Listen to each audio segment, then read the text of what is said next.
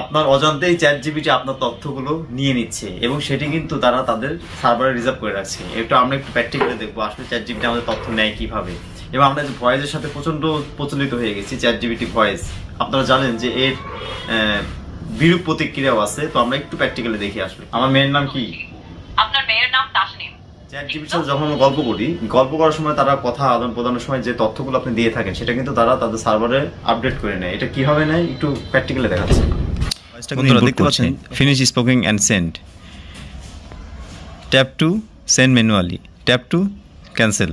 আচ্ছা, এই যে কমান্ডগুলো আসে এখানেই কিন্তু আপনি বুঝতে পারবেন কখন আপনার ইয়াটা আপলোড করে নিচ্ছে আপনার ভয়েসটা। একটু প্র্যাকটিক্যালি দেখি। আমি আমার পরিবারের কিছু তথ্য শেয়ার করতে চাই, এটা কি সম্ভব?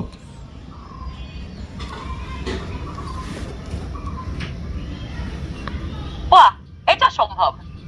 ওকে, আপনি আপনার পরিবার বা অন্যান্যদের সাথে যে কোনো তথ্য বা অভিজ্ঞতা শেয়ার করতে পারেন। আপনার ছেলে 3 বছর বয়সী, খুব ভালো। তিনি কি ধরনের কাজ বা শখ? তাহলে আপনার ছেলে ফুটবল খেলা এবং সিটিং শারীরিক অনুশীলন প্রস্তুতি, এই লেখাগুলো এখানে আসে। হ্যাঁ, updating, স্পোকিং to send, tap two user manually, send manually, হ্যাঁ, লিস্টিং।